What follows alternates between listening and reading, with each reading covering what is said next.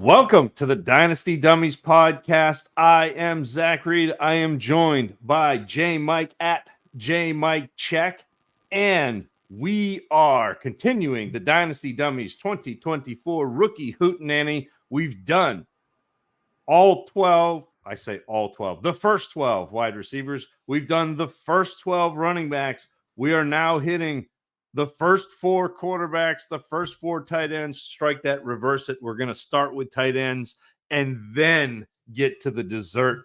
But we're here. I'm excited to talk. This is a fantastic class, specifically because of this group of players that we're going to talk about tonight.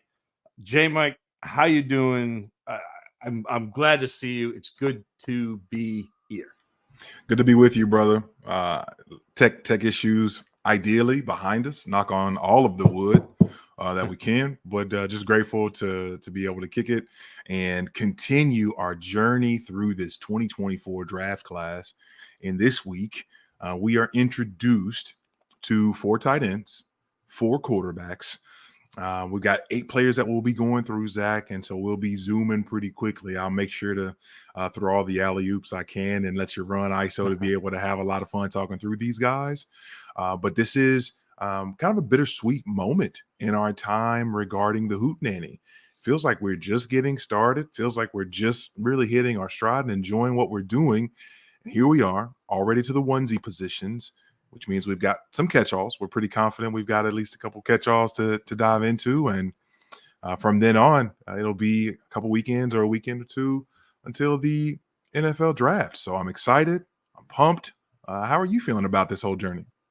It's great. I can't believe we're almost through March. I know that because I've got my Grays Groupies t-shirt on today. I've got my crazy socks on.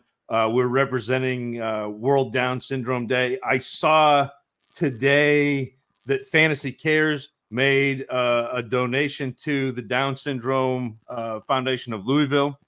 And so that's fantastic. And I wanted to bring that a little bit to light because I think oftentimes we miss things like this.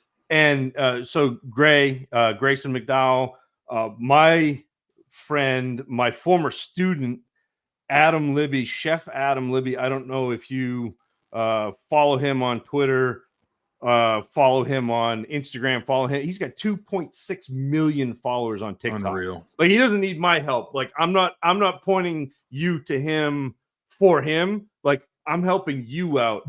He does a whole bunch of short videos where he's making some amazing food, and he, like I said, was a student of mine back 25 years ago, 30 years ago.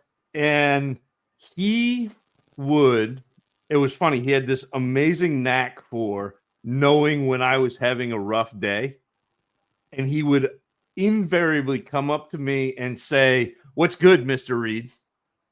And he wasn't just asking off the cuff, like, "What's good?" It was, Adam wanted an answer. He wanted to know what was good. And he and I would go through and come up with everything that we could that was going well. And it would completely turn my day around. And to me, it just stands to remind you that you're always learning from everywhere, and there are lessons to be learned all over the place. So it's not just the Twitter accounts, the analysts that have 1 million followers. It's everyday life. It's people all around you. So pay attention. Like, that's, to me, that's the real kind of takeaway for all of that is pay attention and give people a chance, because they will rise to the occasion and better your life if you'll let them. Absolutely something to be said when you're able to let other folks in. And I think that so often, Zach, we are scared to death to let someone come in and shatter our little view of life, our little view of our little world, and how how tidy and neat and nice we want to show off that we have it. So when we're allowed, or when we allow ourselves to let others impact us, to be vulnerable, to show up and listen, just be, we get the opportunity to truly not just be a blessing to others, but to be blessed. I'm fully in on that. That's a great call. Thank you for sharing that. All right. I don't have a fancy transition aside from, I think we're going to get into, like I said before, 8 players. We're starting with the tight ends today. And I think the only tight end really that we can start this whole shebang with wouldn't be proper, wouldn't be right if we didn't get right in on the one, the only, the one that folks have called for, have prayed for, have hoped for, are excited about. Brock Bowers, 6'3", 243 pounds, tight end out of Georgia. And truly, when I say that people have been ready and waiting for him, this has been someone that people would have loved to have seen eligibility from last year, but he was only obviously a true sophomore. So here he is in his final season at Georgia, 56 catches, 714 yards, and 6 touchdowns. Now, I know that may not get you out of your seat. I hear you. But also keep in mind that prior to this, we're looking at 2 seasons at Georgia, who predominantly runs the ball in the SEC, of, again, his freshman season, 56 for 882 and 13 touchdowns, that is, and 63 catches in 2022 for 942 yards, 7 touchdowns. Not to mention the fact that last year and each year actually in his college career, he's got at least 1 rushing touchdown. Last year he had 9 attempts for 109 yards and 3 scores. So we are looking at a guy being used in a myriad of ways at a school that traditionally runs the crap out of the ball, where they have NFL prospects in the backfield, or whether they have the likes of Kendall Milton in the backfield. The offense revolved around the one, the only Brock Bowers. Zach, is Brock Bowers the son in this draft class universe that we're looking at? Absolutely. I mean, this is the man who eclipsed your king, Lad McConkey. So, yes, Brock Bowers is it. It is widely accepted that tight end is the easiest position to evaluate. RAS, relative athletic score, tends to be fairly sticky. The majority of fantasy production comes from players who score above a 7 out of a possible 10. A fast 40-yard dash time, the ability to create yards after the catch are important markers, and height. I know Peter Howard likes to go above 250 pounds and tall, above 6'5". Unfortunately, Brock Bowers measured in at 6'3", 243 pounds at the combine, and declined to participate in any of the on-field tests or drills. Fortunately, that should not matter much. Bowers was absolutely dominant at Georgia, leading the Bulldogs in targets, yards, and receptions in each of his 3 years. But the conversation with Bowers has to start with his blocking. He's a little bit undersized by NFL standards, but he does a very good job run blocking from the H-back position or in motion, and he has the ability to set the edge. As a receiver, Bowers is an absolute weapon. He has the ability to make plays in traffic, win at the catch point, even though he's only 6'3", and even track deeper throws with ease. And Bowers is exceptional against zone coverages. I think he really shines when he's working against zones, routinely finding his way into the holes between defenders. And once he's got the ball in his hands, Bowers eats up yards after the catch. I think there's something to be said for a player at the tight end position who is as versatile as he is, because we see so many players, specifically at the collegiate level, who can do really good things with the ball in their hands. And oftentimes they're either lighter in the butt or they're super duper undersized and end up being H-backs in the NFL. I think of the Dallas Clarks, the Chris Coolies, and things of that nature. Players who are very talented. We can even think of like Jonnu Smith and more guys in that mold. And now we're also looking at a guy who is routinely working his behind off in line and giving defensive ends in the SEC everything they could ask for and then some. So all of a sudden, we're no longer looking at a player who people can be excited about in the ways that we were with Kyle Pitts because of how versatile he could be, specifically in the passing game and getting the ball in his hands. But we're now looking at a player who you can line up in line and do all the other fun stuff too. I don't know that I didn't check this beforehand, but in these years that we've been doing this, Zach, I don't remember giving someone as high a grade as I did Brock Bowers on film. But everything that you want at the catch point, down the field, in line, lined up out wide, jet sweeps, like this man performed like a I'm very excited. I'm very excited for what he poses at the professional level, especially how versatile he is with ball in hand. One of my favorite pieces about him. Okay. We've just had a major love fest. I didn't even get into any of my notes. I just kind of ripped off of everything that you were saying, but I know that we don't have time to be diving too deep or for me to be diving too deep. Zach, let's talk a little bit about the drawbacks in reference to one Brock Bowers. So again, most of the negatives on Bowers stem from his size. He can be pushed off route when there's a more physical linebacker that can get his hands on Bowers. He also has occasional issues with separating against man coverage in short areas, especially when there's a quicker defensive back that's able to match up against him and match his speed. And even though Bowers is a good run blocker, I think he does have a tendency to release his initial block just a beat or two too early, but it's to try to get to a second level block. So he's trying to do more, and sometimes he lets that block go, and his defender ends up free to make a play on the running back. But again, it's because he's trying to do more, not because he's inadequate as a run blocker. And we love that blocking ability. I mean, to be able to be on the field in red zone situations where a coach can use him as a blocker or chip and get out. I mean, those are all great things. I think the numbers, once Brock Bowers ends up, he's not even going to do his pro day, it sounds like. But if he does his pro day on April 10th, everything should be in his favor. The film surely is in his favor, with the exception of mild concerns about physicality.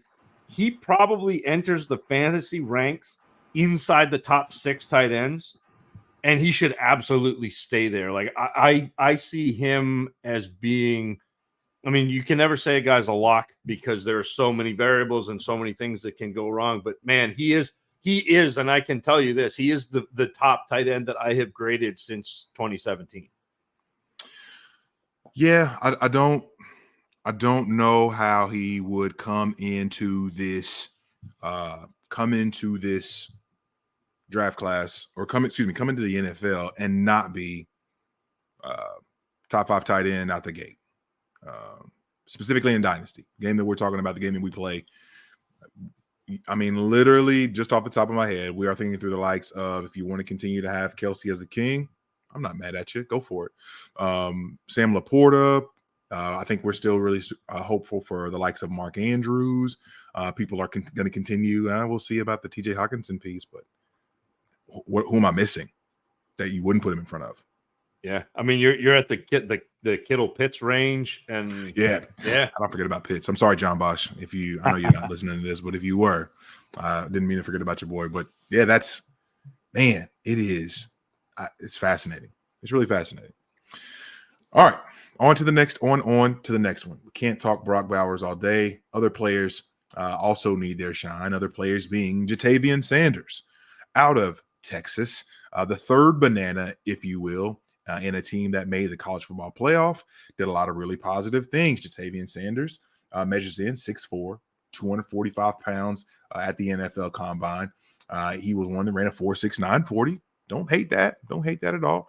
When we continue forward looking at his actual statistics, I find it really fascinating because as a freshman, didn't log any statistics when it comes to actually catching the ball. However, 54 catches last year in 2022 for 613 yards and 5 touchdowns. And this season, obviously sharing the air raid responsibilities with the likes of Xavier Worthy and Adonai Mitchell, we see 45 catches, 682 yards, and 2 touchdowns. A lot of folks are pretty excited about the athlete that Ja'Tavion Sanders is and what he could prove to be at the next level. Zach, let's go down to Austin. There are currently only 49 Gutenberg Bibles that still exist in the world today. Printed in the 1450s, one of those surviving copies resides at the University of Texas campus in Austin. That's impressive, but maybe even more impressive and rare is that the Texas Longhorns were home to a potentially fantasy-relevant tight end in Ja'Tavion Sanders. Sanders consistently attacks the ball at the catch point, regularly hauling in balls away from his body, protecting the catch from defenders. He tracks the ball really well and will make adjustments en route to put himself in a position to make the grab even on bad balls. And once he's got the ball, Sanders is an absolute problem. He quickly transitions to a runner and adds yards after the catch with angles and contact balance and physicality. However, I think Sanders' true calling card is his innate feel for slipping a block at exactly the right time and getting open on a screen, that little slip screen. It's a beautiful thing. A guy that you saw Texas be able to get the ball to at all 3 levels. And I think that as a tight end in the game that we're playing, you want to be able to see your guy be an option at any level of the passing game. And I think that that's something that we saw a good bit of out of Ja'Tavion Sanders. When he gets rolling, it's a lot of fun just to be able to see him trekking down the field. And doesn't look like folks really want to try to tackle him in those instances either. I do think that as a blocker, he's fine. I think that he does a good job of being able to maintain leverage in spots. But I don't know that that's something that's super consistent about him. With that said, let's transition into areas of opportunity for one Ja'Tavion Sanders. Yeah, so although Sanders posted back-to-back 600-yard seasons, he's far more effective against zones than he is against man coverage.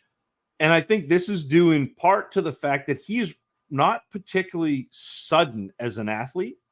So you talked about him getting rolling once he's got the ball. I think in route especially, he's not necessarily quick. He got a little bit better the further on, you watching his film. So this past year, I think he was looked a little more athletic, but still not a sudden athlete.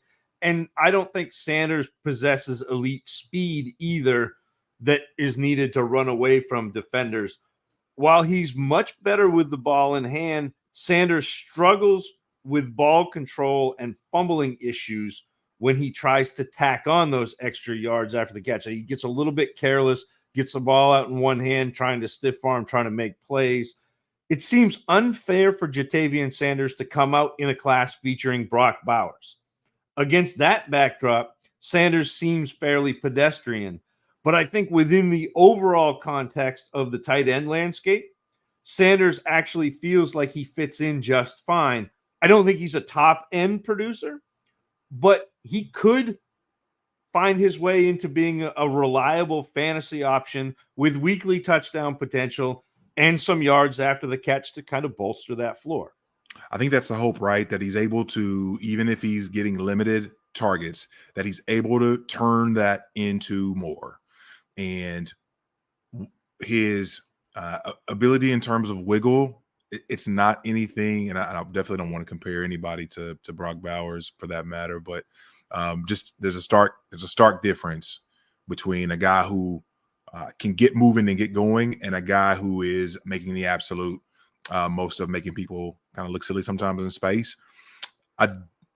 I find Sanders intriguing because, Zach, when we think about the landscape of this draft class, and one of the things that I need to do at some point is figure out before the draft comes where I would put all of these players in together.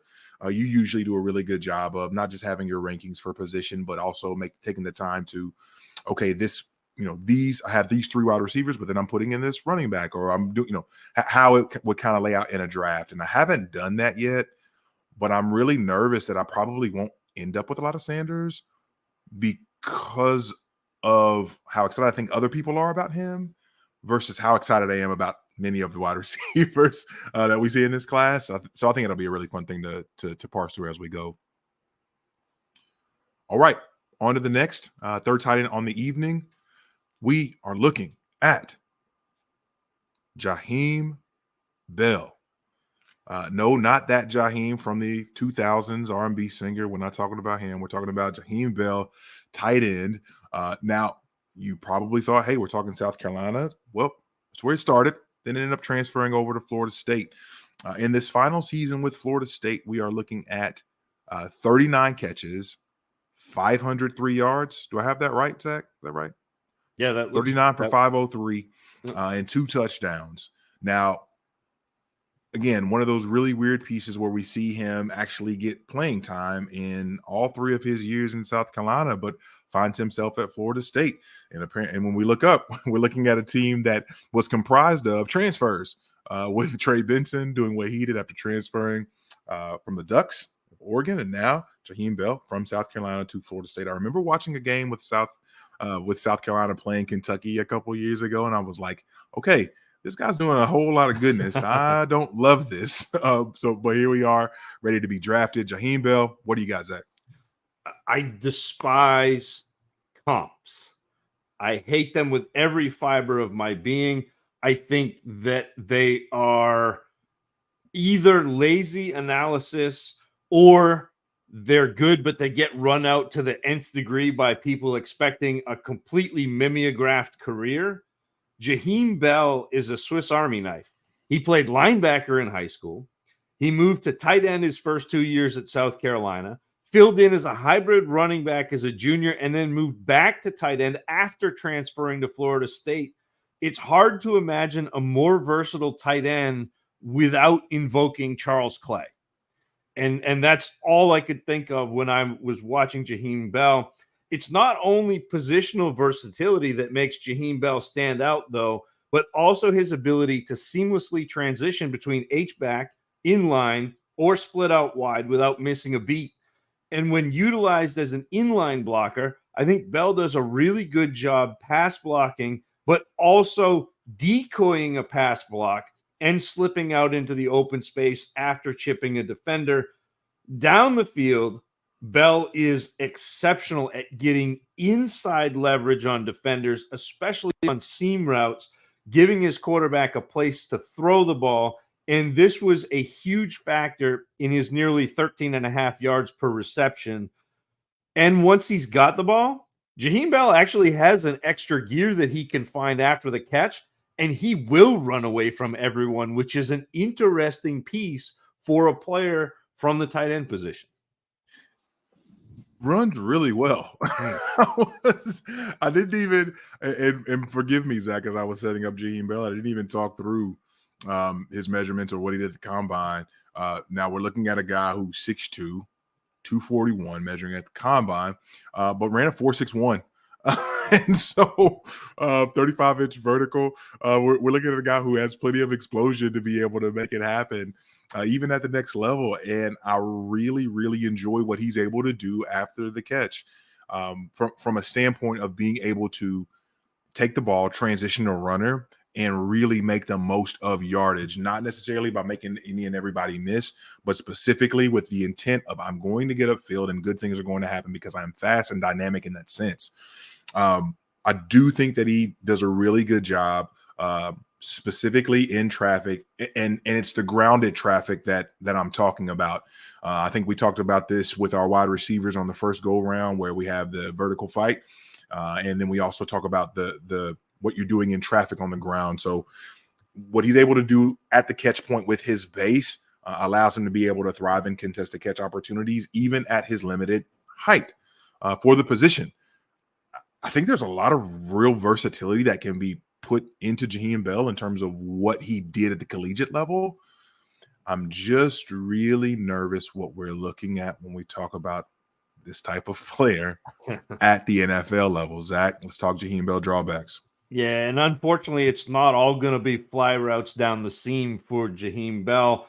When he has to attack zone coverages, he struggles to find avenues of attack. He often ends up sitting with a defender or positioning himself with a defender in the passing lane between him and the quarterback. And that doesn't allow him to get targeted, or it puts the quarterback in a vulnerable position with throwing picks. Drops are also an issue for Bell. And while drops themselves aren't a huge concern, a high frequency of drop balls on a low volume of targets isn't a great recipe for success. And I think, and JMic, this is kind of like the concern you voiced, even Bell's versatility may actually put him in jeopardy of being a man without a true position.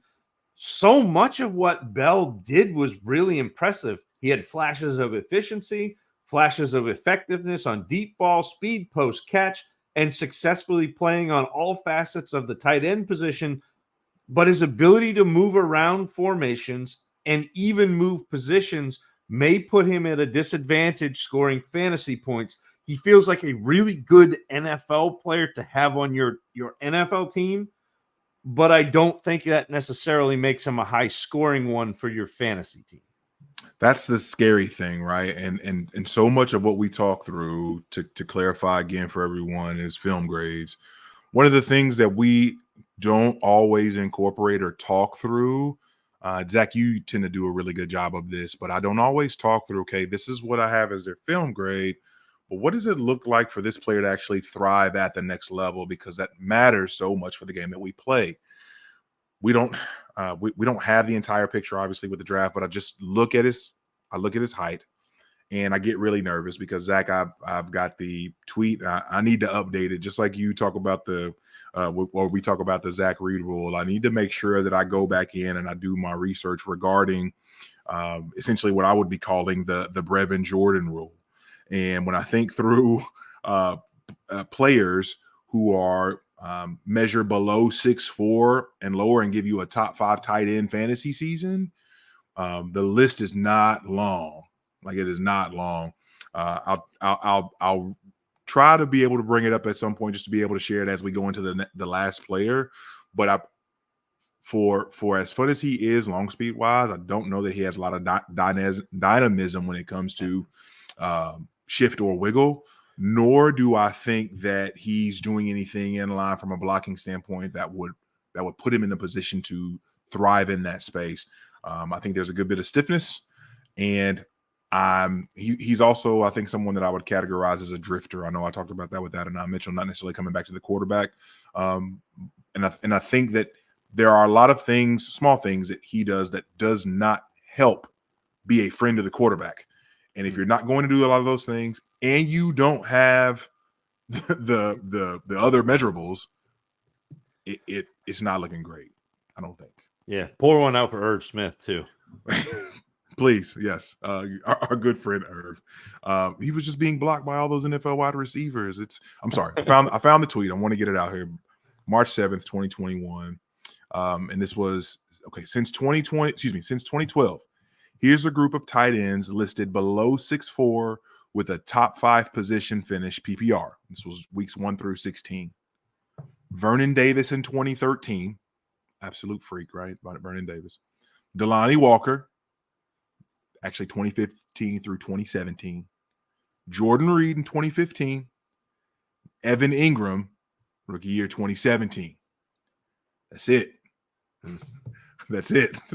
Since 2012, that was it. Now, again, I need to update the last few years just to see, did somebody sneak in who was under 6'4"?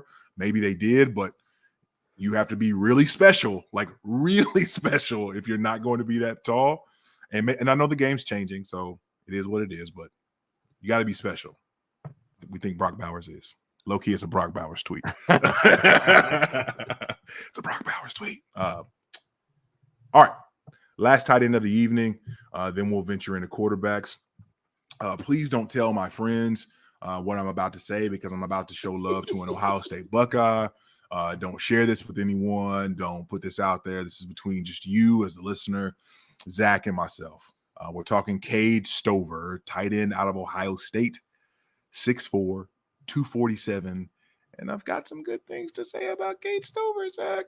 He ran a 4.65 at the combine, 34.5-inch vertical. Not the most explosive player in the world, but when we think through the team that was for the Buckeyes, you know that you're looking at a guy who's likely fourth, fifth option in the passing game, typically with all of the firepower that they tend to have.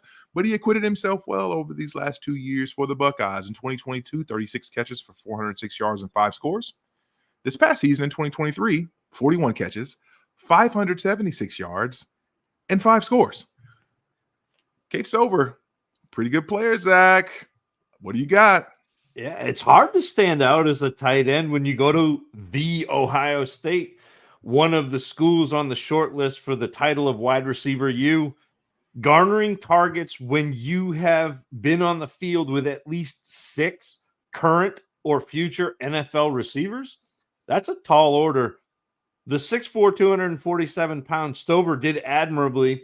You mentioned this. He put up back-to-back 5 touchdown seasons, amassing 400 yards in 2022 and nearly 600 this past season. And for his part, Stover excels at quickly separating routes, routinely coming open on outs, slants, curls, crossers, where you have to make that quick change of direction and he can separate from a linebacker. He transitions really well from the catch point to a runner, especially for a tight end. It's very quick. And he uses that to tack on extra yards after the catch.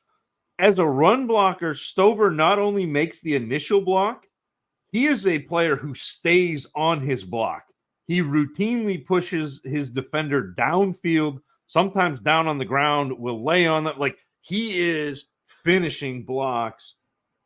Probably his best asset, though, is his ability to assess and fix his own mistakes on the fly. And this is not something you necessarily see very often in any position with any player, but he'll miss a block and then have a similar situation, sometimes even within the same series, and he gets it right that next time, and you can see him kind of chastise himself after he makes that mistake and corrects it, which, again, we're looking for progression year to year. It's pretty impressive to see adjustments in game and sometimes mid-series.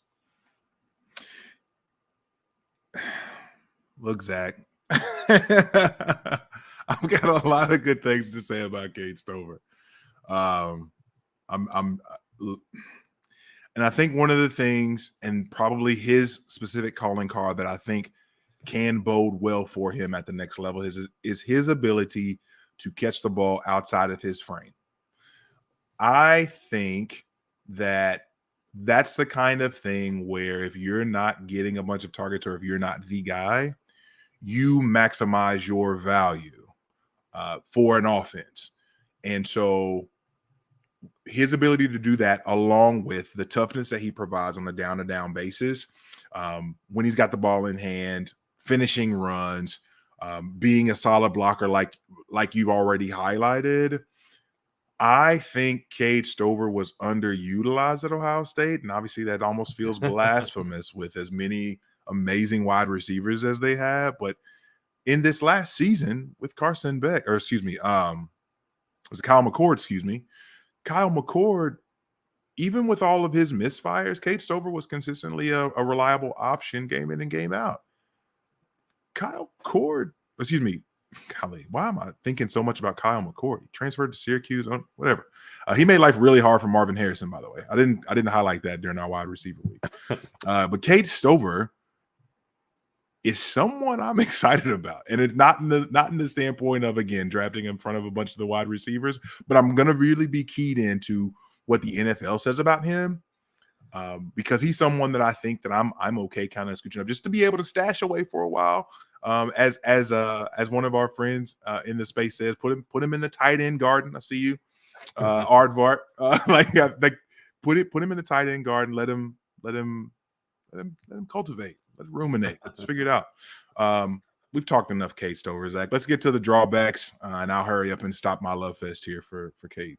Well, although he is able to use his lateral quickness to his advantage in route, when Stover is forced to block in space, I think his reactions are a half beat slow. You see that especially when he's asked to block on screen plays, where if he's asked to block a quicker defender on the edge, he's not quite getting there to make that block. That ends up with plays getting blown up. When Stover is covered by a physical linebacker that he can't separate from quickly, he tends to get locked up, and then he's content to simply push himself out of the play with that linebacker. Like, you'll see him sometimes just, get contact, and he's like, well, I'm going to give you contact back, and he keeps going. He also will sit with defenders playing zone coverage instead of finding an open area to create an easier throw for his quarterback. And again, part of that is just he loves contact. He likes to hit people. He's a farm boy, and it's just what he does. The middle class of tight end for fantasy is very broad now, but not very deep. So there are a lot of players there, but they're not giving you a lot of production. I think Cade Stover has potential to fit firmly in that middle tier group, startable week to week with potential for touchdown, but it feels really unlikely that he becomes more than that for your fantasy team. But again, like a nice player, if you punt tight ends, if you don't bully tight end, Stover may be a nice back end piece that you can get for cheap and start. Yes, and I'll be brief in my takeaways. I think that for as aggressive and nasty as he can work to be as a blocker, and even when he's got the ball in his hands, he just kind of runs with bad intentions. I do think that from a staying on consistently blocking, I don't know that I saw him be as locked on. There are instances, obviously, where he's driving folks around, but I don't know that his inconsistencies allow him to stay on the field as much as I would want him to.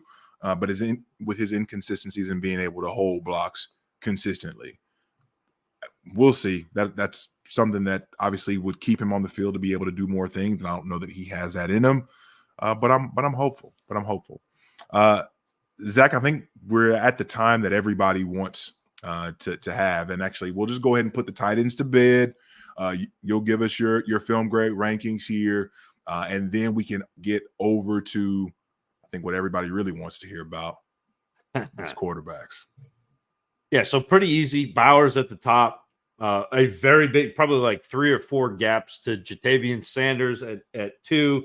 Out of this group, I have Stover above Bell because I think he plays functionally more as a tight end, and then Jaheim Bell bringing up the rear.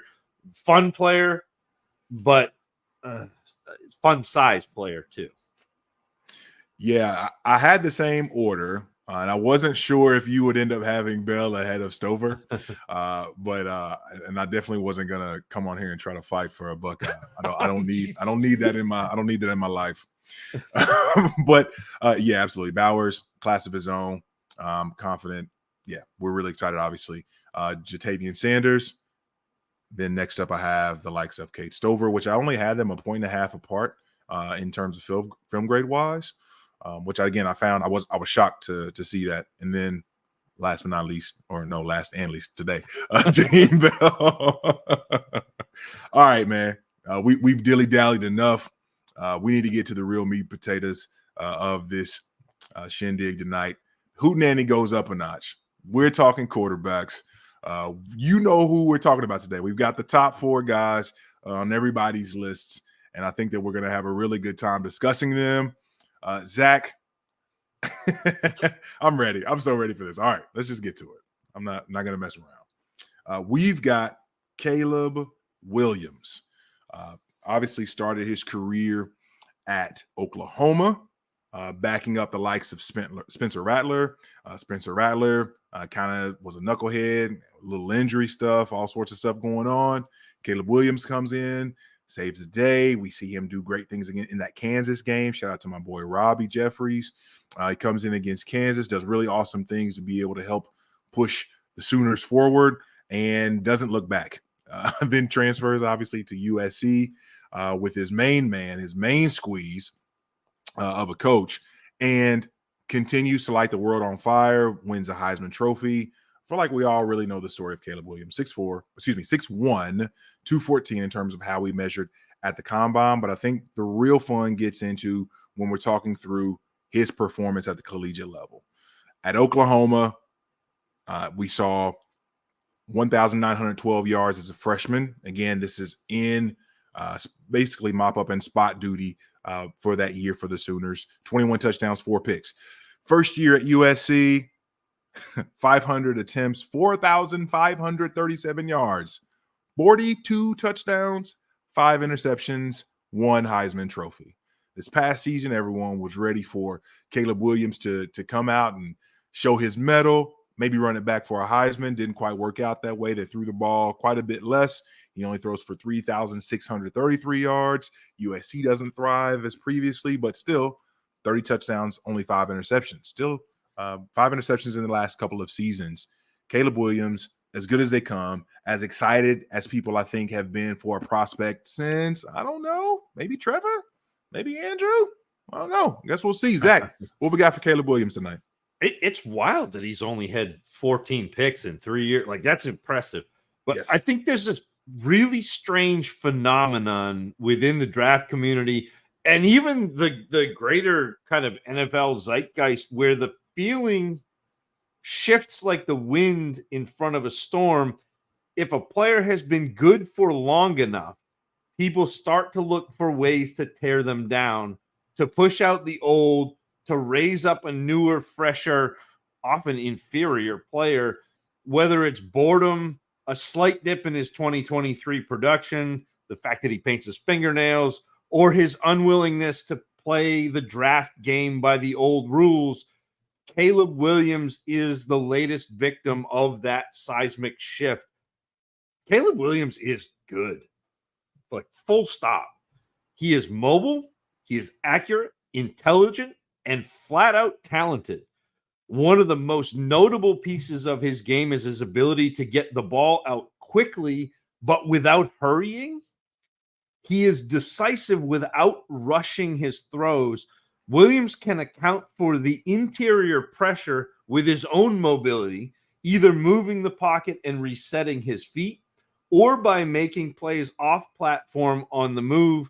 I think he has excellent touch at all levels of the field, and so often Caleb Williams puts the ball in places where only his receiver has a chance to make a play.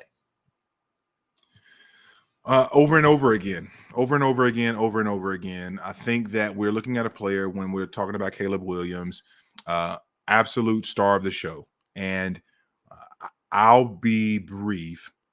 When we think through playmakers, and I know that Cam Newton kind of got a lot of pub of late for his comments in reference to Brock Purdy and some other guys in the NFL. And really what Cam was saying wasn't hate, but he was just talking through the difference between game managers and playmakers.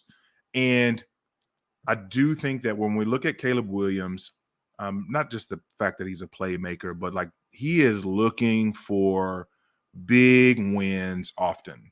Mm-hmm. And if the big play is there to be made, he will hunt for it. It's almost the likes of when Dame Lillard is feeling it in a game and he takes 3 steps past half court and just pulls. And many times, cash, splash, right? And his ability, obviously, to be able to run and make plays within the pocket and make plays outside of structure in the midst of USC's chaos in the last couple of years. He does a lot of the big, awesome things really well. I'm not shocking anyone with that. Zach, as awesome as he is, as amazing of a playmaker that he is, there are some things that are cause for at least a little bit of hesitation when we think about it in terms of his game. Let's talk through those drawbacks now. Yeah, so the landscape of quarterback has changed fairly dramatically over the past 10 years, with mobility becoming paramount to NFL success. I do think Caleb Williams can run enough to be effective, but it probably isn't going to be a primary weapon at the next level, especially given his tendency to be careless with the ball when on the move. He loves to have that ball out in one hand and in dangerous situations. When he gets contained by pressure, so edge rushes, he tends to run in circles to escape. I call it running in smaller and smaller concentric circles until you disappear up your own rear end. He tends to do that a little bit, and it often puts him into deeper trouble. If Williams gets flushed out of the pocket to his right, he often settles for throws while fading off that back foot. But the biggest negative to me happens because of how incredibly talented Caleb Williams is. He'll take unnecessary chances with off-platform throws simply because he is good enough to actually make them. And so he puts himself in some bad situations because he is so good.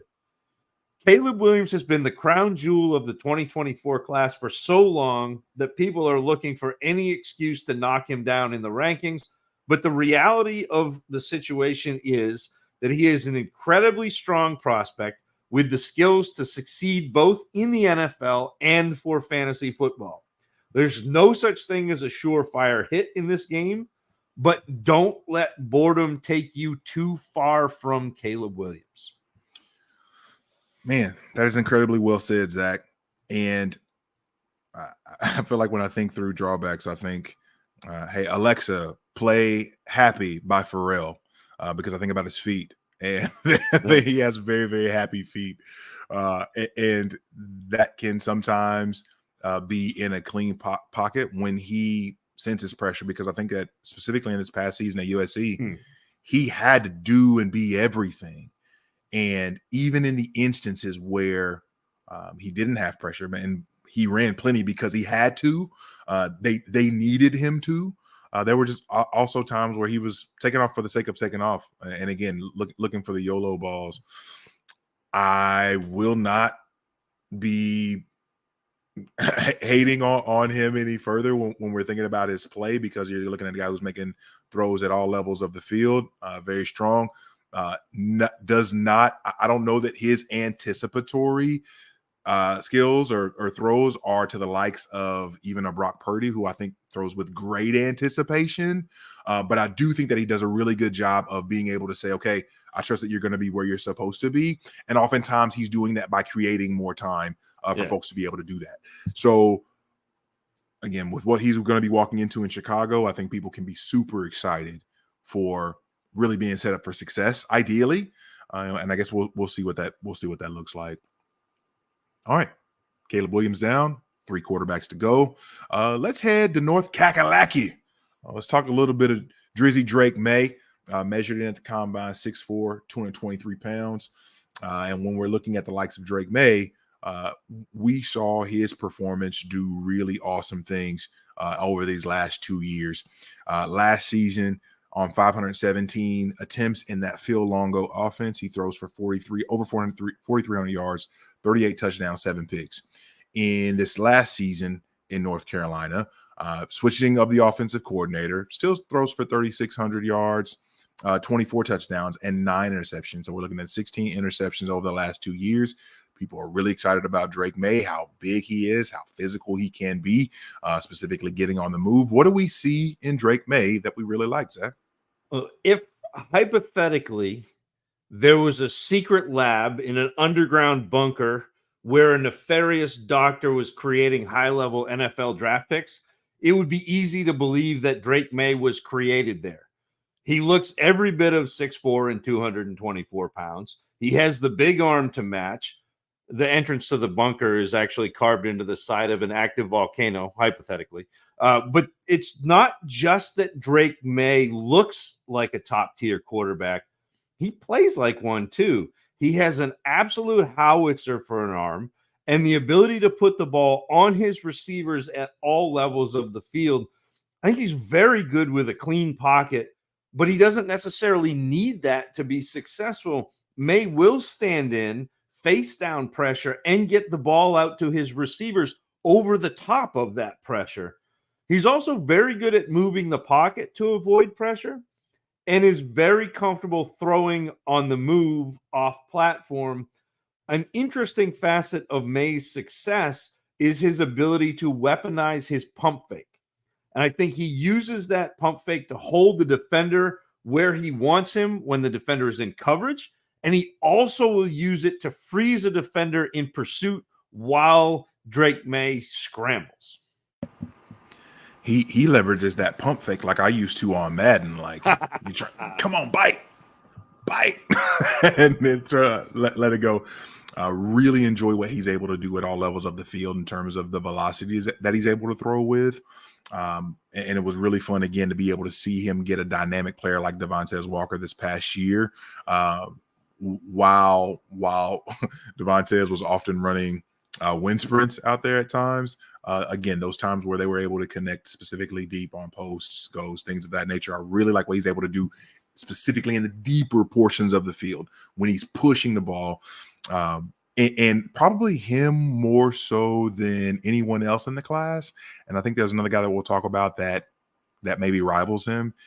I don't know that there's anyone that stands in the pocket and stares down pressure and is willing to just let it fly and get walloped or have people be blocked into him. He's waiting often till he can no longer wait to be able to let the ball go. And sometimes that gets him in trouble. And I think we'll talk a little bit more about that. But he is someone who is willing to hang in the pocket for all it's worth and allow his playmakers to make plays. Incredible player. Really like what Drake Maye has to offer. Let's talk about the things that we don't love in reference to his game, Zach. Yeah, one of the issues with having such physical talent is that it can be tempting to try to do too much in those high pressure situations. And Drake Maye is susceptible to what I like to call hero ball. When things are going poorly, he tends to press and the mistakes compound. So he tries to do too much and then he tries to make up for doing too much and continues to kind of snowball those mistakes. During those stretches, Maye often makes throws into tight windows or holds the ball too long, trying to make that big play down the field, resulting in him taking those big hits or sacks. When he scrambles, I think he runs a little bit out over his feet. So he doesn't slide very often. He ends up diving at the end of carries, and he takes some unnecessary hits that way. Maye is often a reactor rather than a reader, I think, as well. He prefers to see something happen rather than assessing it will happen. Yes. Frankenstein was the doctor, but Drake Maye could be a monster at the next level. He's a little raw as a decision maker, but his combination of accuracy, athleticism, mobility, and that arm strength makes him an appealing prospect for the NFL. And when he gets draft capital at the end of April, Maye will have everything he needs to grow into a top 12 fantasy producer. Like right now, you're kind of looking at a combination of like Josh Allen and Drew Lock, at the same time, which is not great. It depends on which way he grows. We need some sunlight and some water here. And I'm so glad that you mentioned that last part specifically, Zach, because he is definitely one that it will just be really difficult to see him thriving right out the gate. Yeah.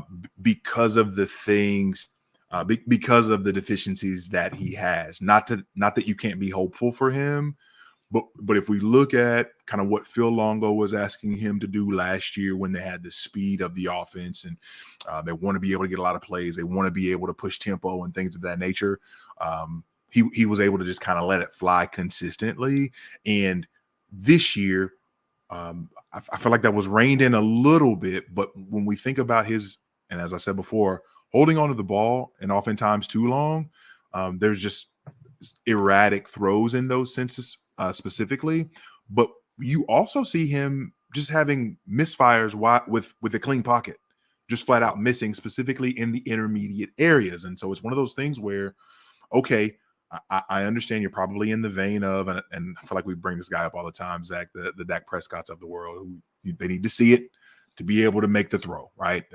And who Dak is now versus who he was. I'm not gonna get into all that, but I think Drake has so many areas specifically where we think through, okay, I've got to see it to be able to make the throw, but then also I'm missing the wide open easy throws, and I'm making a lot of the difficult ones downfield, and then I look like the James Harden meme when I'm running and look like I'm falling over at the end of my runs because I'm lacking balance in times. He's an awkward prospect, but there are so many physical gifts and so many flashes of, like, not even really flashes, I would say more than that, just an inconsistency of really awesome traits that you can be excited about what will be. I just don't know that you have a lot of hopes for him being a guy that you can run out consistently as a fantasy superflex player, like now. Yeah. No matter where he goes. Washington, New England, or not otherwise. New England. Hey, I'm just saying, they up there. Okay. That's enough on Drake Maye. 2 players left, and we're getting to some players who have a good amount of hardware. Jayden Daniels is next. We're heading down to the Bayou. He didn't get measured at the Combine. I don't think that he got measured at LSU's Pro Day, or if they've had that, I haven't been able to track that down. So somewhere probably 6'4" and soaking wet, one something, maybe. I don't know. But what Jayden Daniels lacks in his physical stature, he more than makes up for with his actual game. Started out with Herm Edwards down there at Arizona State, and as a freshman, while he got a lot of playing time, again, 338 attempts as a freshman, 2,900 yards, 17 touchdowns, 2 interceptions, people were really excited and thought, okay, we're looking at a guy who's going to be pretty good player for years to come. The next couple of seasons, just not what you would have hoped for in Arizona for the Sun Devils.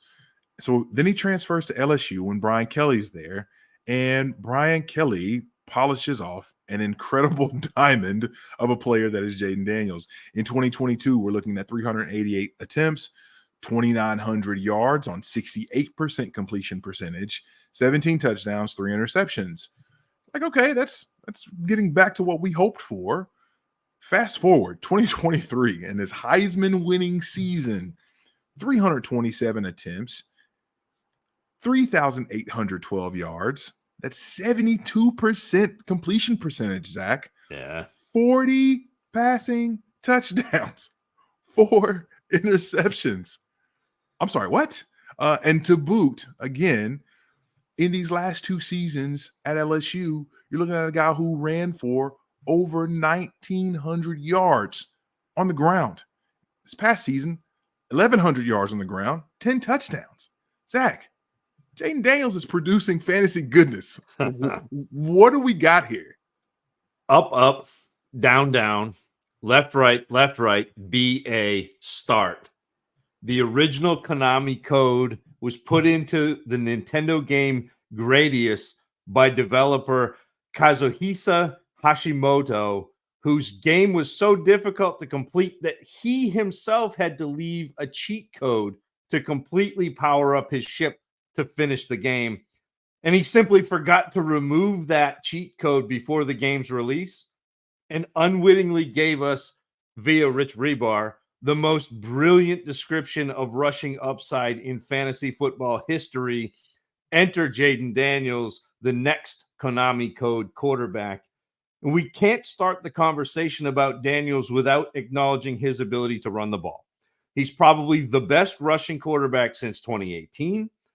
And Daniels is absolutely deadly when runs are designed and well blocked, to the tune of 1,100 yards in 2023.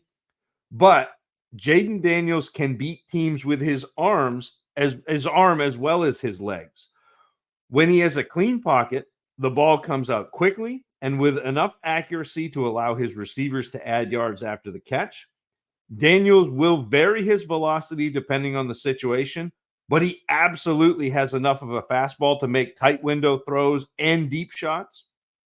And maybe the most impressive part of Daniels' passing ability comes not downfield, but on checkdowns and screens where he does have exceptional accuracy. Every now and then he slips a fastball in there, but man, he puts it on those checkdowns and screens. Layerer of throws. That was the piece that I have highlighted most in my notes, Zach. A layerer at all levels, moonballs, intermediate, short. He's able to put the ball in the places for his playmakers to do great things with. When he decides to let it fly, it really is an awesome thing to see because he's got a quick release. Doesn't have, I think, what you'd call like a power arm per se. Like I think sometimes Drake really drives the ball. Jayden Daniels, while he can throw hard in instances, I don't know that he's oh man, like driving the ball to various areas of the field. But I do think that he does a good job of laying the throws at all levels. And my favorite thing about Jayden Daniels, aside from the fact that he's got amazing awareness as a let me rephrase that. Everywhere but the end. Yes. So besides the fact that he is amazing when it comes to being a ball carrier and maximizing that to its almost fullest at many times from a understanding what's happening standpoint up until the very end. My favorite thing about him is how awesome he is to be able to reset his feet before he makes specific throws, specifically when it comes to dirty pockets and kind of things happening around him. I love his footwork and how he's able to reset, flip the hips, and make those throws. And I think that is what allows him to be so good. The quick release, the resetting of the feet in clean and out and in disturbing pockets. Those are a lot of the things that I really enjoy about what he was able to finally put all together in this final season with Brian Kelly, because when he decides to throw, it's a really good thing. And obviously throwing to a couple of guys who are going to go in the first round and Malik Neighbors and Brian Thomas Jr. doesn't hurt. But with that said, let's talk a little bit about Jayden Daniels and unfortunately his ability to be baptized not in the water, but in the dirt many times over, Zach. Yeah, that ability to run and run into defenders. It's not all Konami code goodness. Many of Jayden Daniels' runs end up looking far more like an NFL blitz hit reel or maybe a Grand Theft Auto physics fail compilation, with Daniels taking bone-crushing hits instead of sliding or getting out of bounds. I also think when he's pressured, his immediate instinct is to run rather than to go and reset the pocket and extend the play. And Daniels gets caught in between that inclination. So, like, he will reset the pocket, but his initial thought is, I got to run. Yeah. And so sometimes he gets caught in between understanding that he should be looking downfield and his instinct to run, and he ends up holding the ball just a half a second too long, making a poor decision, either throwing the ball now to a receiver who is covered or hesitating too long, and so now the run gets kind of blown up. He's not at his best making off-platform throws. You talked about how great he is at resetting his feet after he moves a pocket. Absolutely fantastic at that, but sometimes he doesn't reset and tries to make off-platform throws, and I think that he really struggles with that, especially when he's forced to roll to his left. He's not very good going that direction. Running the football is a primary weapon for Jayden Daniels, but it's his ability to throw the ball with accuracy, I think, that sets him apart from a lot of the other mobile quarterbacks, especially over the past few drafts. You're going to hear people be a little bit hesitant because we've been burned by Trey Lance and Malik Willis and Justin Fields over the past few drafts. But I think aside from having to learn how to take care of himself as a runner, and that 3 more yards aren't worth taking a huge collision, his skill set could be absolutely game over for fantasy. Yes. My dog, Jayden, let me have a quick chat with you. It's your Uncle JMic.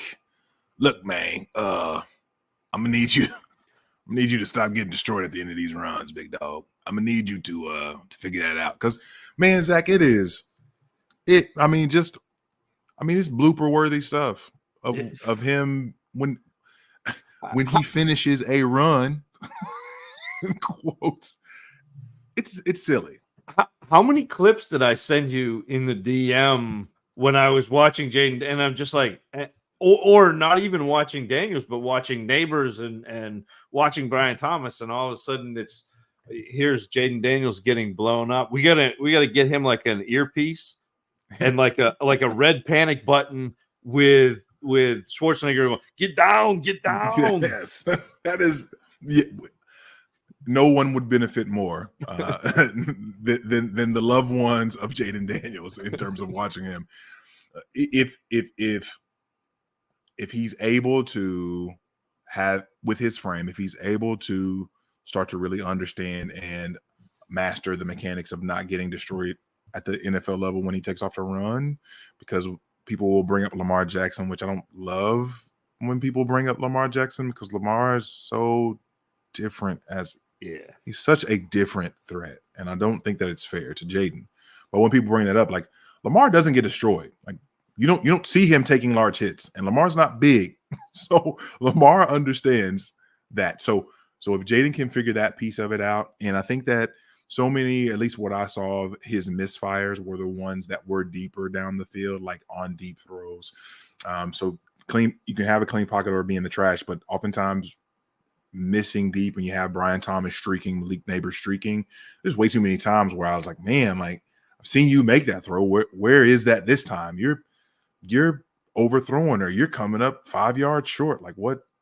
That the inconsistency, not overall, but when those pop up, it's like, man, that's super disappointing, because you don't want to be leaving those plays on the field. So Jayden Daniels, awesome player. I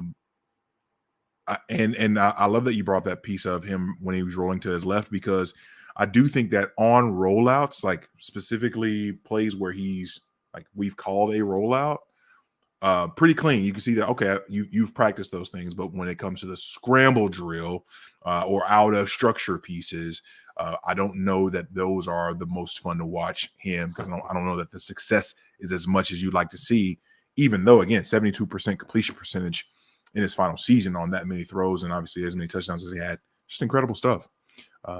Incredible player.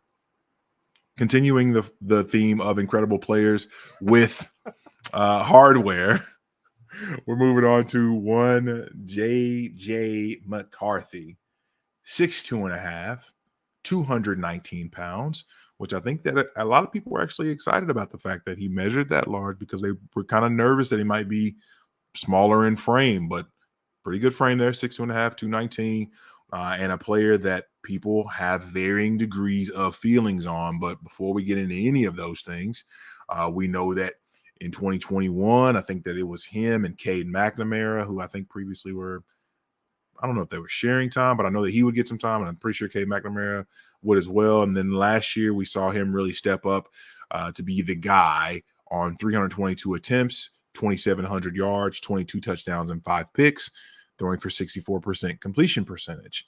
This past season, as the Wolverines were vying for the college football championship, we saw a much cleaner sheet when it comes to his efficiency. So again, 332 attempts on 72% completion percentage, 2,991 yards, almost 3,000, not quite, 22 touchdowns, 4 interceptions. So in the last 2 years, 22 touchdowns in each season and a handful of interceptions to boot. Player that gets made fun of as much as they talk about Caleb Williams nail painting and crying. They'll also bring up JJ McCarthy and his meditation and his pregame ritual with Harbaugh and whomever else that helps him kind of get ready for the games. McCarthy's someone that we've seen go from is he a day one guy to now being discussed as a top 4 quarterback and maybe going in the top 4 picks of the draft, Zach. Let's talk a little bit of JJ McCarthy to close out the evening. This was actually the hardest write-up that I had to do, because every time I try to type McCarthy, it autocorrects to McCann.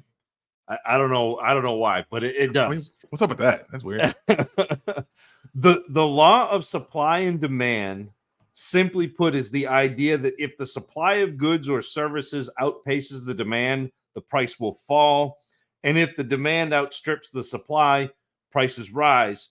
The NFL is clamoring for functional starting quarterbacks, and at least 4 teams are going to spend a first round pick in the upcoming draft to try to fill that need. JJ McCarthy probably is going top 10. It's easy to get lulled to sleep watching JJ McCarthy play quarterback at Michigan. Between the steady diet of handoffs to Corum and Edwards and the easy underneath throws that he's asked to make, it feels like there's kind of a void. He's a game manager, a system guy. McCarthy makes the throws that he should, though, churning out easy completions over the middle under minimal pressure. Sure, but part of that lack of pressure is because of how quiet he is in the pocket, throwing off a solid base, getting the ball out quickly with little wasted movement. If he has to, McCarthy will move the pocket, but he prefers to go through his progression of receivers and reset his platform rather than throw off platform. As a last resort, he will scramble, but I think his rushing is more of a tool and not a primary weapon in his arsenal. McCarthy does actually have a pretty big arm, but his accuracy on throws downfield is a little dubious, whether it's simply a lack of skill or a lack of attempts. Yeah, and one of the more curious pieces when we think about JJ McCarthy is we watched that man run an incredible 3-cone drill, 6.82, which is something that many receivers would like fight someone to have to be sub 7 at that. And so while not necessarily seeing that kind of agility consistently on film, I do think that he's someone that when we're thinking through time-based offenses or timing offenses, West Coast style things, he is consistently on time. We're thinking of slants. We're thinking of comebacks. We're thinking of just quick things, 3-step, 5-step drops. McCarthy did a really good job of just not being someone who's going to hold the ball unnecessarily. And is that coached into him? Is that something that he has innate? Whatever the case is, I think that's a trait that he takes with him that is a valuable piece to have. Being able to make the plays when necessary, I think is a real positive for him. I don't know that I see special arm, but I see good arm. I see pretty pretty good ability to push the ball downfield. Not special, not great. Pretty good ability to layer throws at multiple levels, specifically short and intermediate. But someone who was able to consistently this past season be really smooth when scrambling and not feeling like it was a frenetic thing. Because sometimes I think, even when we think about like Caleb Williams, like sometimes it just felt like a frenzy. Like I was like, I gotta go do something, I gotta make something happen. I don't know that McCarthy was ever really sped up in that sense. Part of that's obviously the Michigan offensive line, and part of that I think is him being able to stay calm when the heat was rising around him. As we close the night, Zach, let's talk JJ McCarthy in terms of, hey, people thinking about taking him in the top 10. Are we really sure? We sure? As good as McCarthy is at making those quick throws over the middle, the timing throws, he struggles with throws to the boundaries, often overthrowing wide open receivers on out routes. He also is susceptible to rushing the ball on screens, like design screens, when he gets pressure. So he tries to get the ball out too quick. He delivers the ball a half beat behind his intended target. And so it's one of those, you talk about him having cool under pressure. That particular situation, and it happened repeatedly, where he was getting pressure on a design screen and he knows that it's going to be there and he just is a half beat off. Although Michigan's offensive line was the top ranked in the country, McCarthy had a significant amount of balls batted down at the line of scrimmage. So he's standing in the pocket, but still not necessarily reading the arms and the traffic up at the level where the ball is being thrown. And when pressure does get through to McCarthy, I think his arm talent actually gets him into trouble sometimes. And I've seen this a few times on Twitter where people will post clips of McCarthy making a throw all the way across the field from like one hash all the way to the other sideline as a positive. I think because he has the velocity to make cross-field throws, McCarthy fires them off at inopportune times and into traffic. So, like, for the two clips that you see as highlights on Twitter, there are like 5 or 6 or 7 where he throws the ball into trouble across field. At the end of the college football season, few NFL talking heads or draft experts had a first-round grade on McCarthy. Flash forward a few months later, and he's routinely being mocked in the top half of the first round, and it reeks of undersupply and desperation on the part of the NFL. He can probably be a middle-of-the-road NFL starter. I think he probably does enough to avoid losing games for his team. But both McCarthy's real-world upside and his fantasy prospect feels just a little bit limited to me. Yes. Yes. Yes, because, okay, I think that maybe there's more to be mined out of his ability to run the ball and the athlete that everyone says that he is, and obviously how quick, like I talked about, his 3-cone drill. I think that as well as he does when getting the ball out on time, I don't know that the accuracy is really something that is great. I think that there are plenty of times, specifically intermediate, like there are times where you miss, and you highlighted obviously when we're thinking through the out routes there, even within 10-yard out routes. There are plenty of misfires that are as perplexing as some of the Drake Maye ones, with a less impressive arm. Yeah. And I don't know. And I also wanted to save this for when we talk through McCarthy, because my track record, I want to be clear, y'all. My track record when we're thinking through quarterbacks over the last few years has been suspect at best. I was a huge Justin Fields guy and still really excited for what ideally could be for him. And even when I think through Bryce Young this past year, like I thought and would often think like there's a certain level of player that just brings competency to the passing game and to a team's prospects. And I thought Bryce could push that up, and I thought Justin Fields could also be one that would push that up.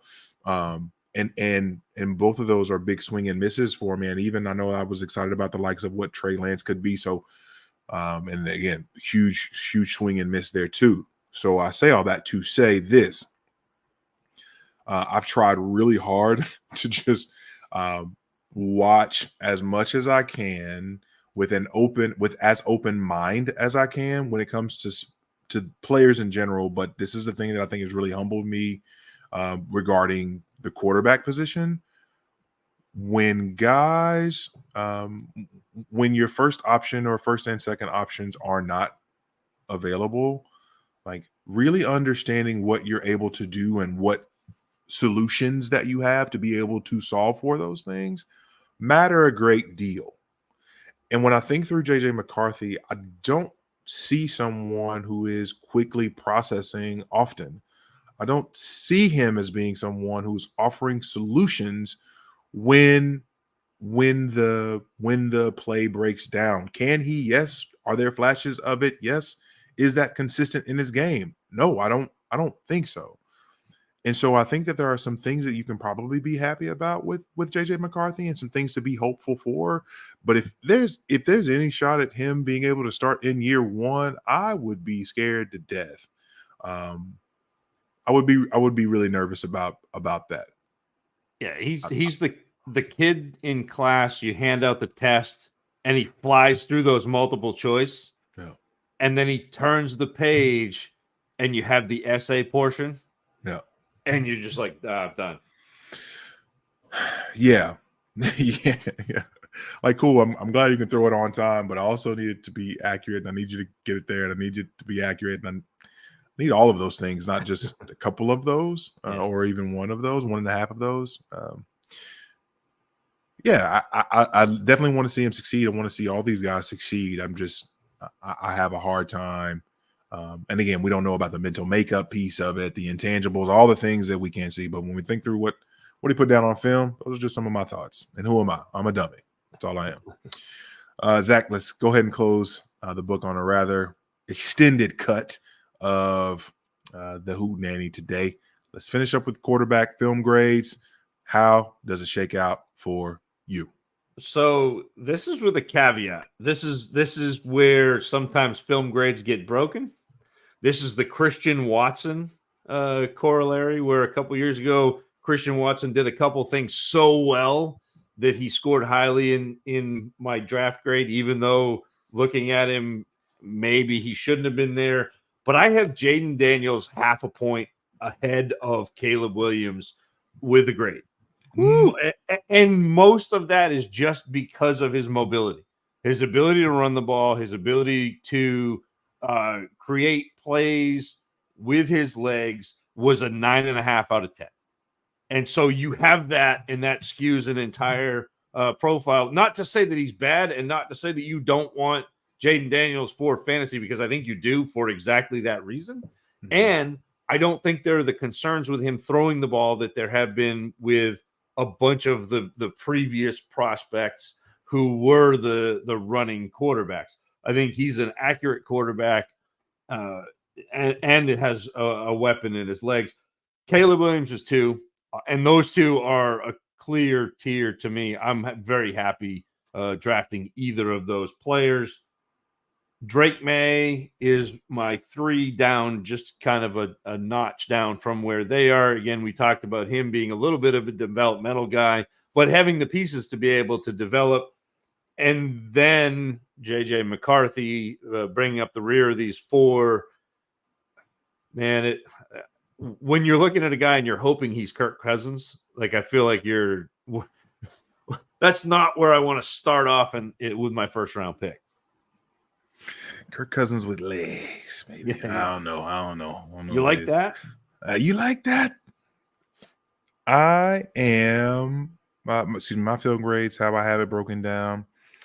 Caleb Williams is my 1, and Jayden Daniels is my 2. Jayden Daniels graded out 1.5 points lower than Caleb Williams. And I'll say this for what it's worth. As I told you, I'm a dummy. Just a dummy. Who am I? I really like what Jayden Daniels is able to do within structure. And I think oftentimes I like that more than what Caleb does in structure. Yeah, my grade is my grade. It is what it is. But Caleb Williams is my 1. Jayden Daniels is my 2, and I think that's the tier for me. With 1.5 being the difference, it is close, and like I don't know what could happen in the draft that would move me off of those things, like wanting to take those 2 before any of the other guys. I do have Drizzy Drake as my 3. And golly, the misfires are just something that drive me absolutely up the wall. But again, physically talented, really cool to see. And JJ McCarthy being the 4 among this group. More to come when we get to more quarterbacks. But that's it. That's it, Zach. Quarterbacks, tight ends, to bed. Running backs, wide receivers, dunzo. It is catch-all time. Big hands. How big hands you got there, Zach? What's your hand size? That's it. We should catch them all. I mean, I'm bigger than Burrow. I was gonna say, is this Joe Burrow? Can he pick it? Yeah. Joe Burrow, can he pick it? Catch all? Or are we talking like Man hand. I mean, look, I can pick a basketball up off a dribble, JMic, and I can't jump anymore, but I can still pick a ball up off a dribble. All right, touche. So we'll get into the catch-all. So look, y'all, we've watched. There are plenty of players that we've watched, and we know that you want to hear about the Will Shipleys. We know you want to hear about the Malik Washingtons, the Javon Bakers, the Brendan Rices, plenty the Xavier Legettes, the Ricky Pearsalls. There's a lot of players that you all have mentioned, and that who we also are excited to be able to talk through as well. So we're going to bring you a catch-all next week. And who knows, maybe most likely we'll be looking at even a catch-all the week thereafter. But Zach, give the clarity as to what they can expect over the next couple of weeks. Yeah, I think there is, at least for the next 2 weeks, there are going to be catch-alls. I will tweet out a list of the players we've talked about. So if you follow me on Twitter, be looking for that tweet. And we ask if you have players that you want us to take a peek at that we haven't talked about. We've talked. I mean, we've gone 24 for the 12 running backs, 12 wide receivers, and then another 8. So we're at 32 players that we have talked about. Man, I've got write-ups on maybe 42 or 3 already. So I know we're going to talk about a few more of those. If I have write-ups of players that we don't talk about, that's fine. It's the other way around that makes me nervous. So yeah, we're going to at least have the next probably 2 weeks catch-alls, and then we'll kind of regroup and see where we are from there. This class may warrant a third catch-all.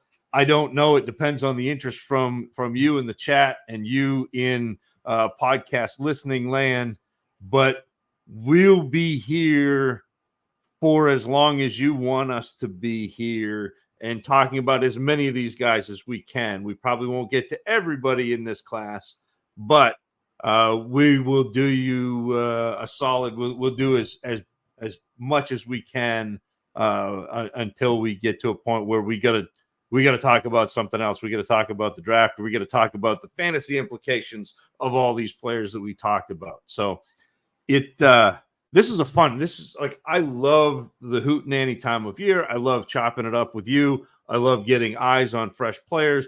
I love getting our perspective out before I hear perspective from other people. I think that helps us kind of maintain that integrity. And it really is fun having the interaction. And yes, Malik Washington, Tim, we'll have Malik Washington on the docket at some point here in the near future for you. But we appreciate you all. Thank you for being here with us. JMic is at JMic Check. I am at Tacit Assassin 13. The show is at Dynasty Dummies on Twitter. We really appreciate you listening. Really appreciate you checking us out. This has been the Dynasty Dummies. Thanks for listening. And then there's a button in the top right.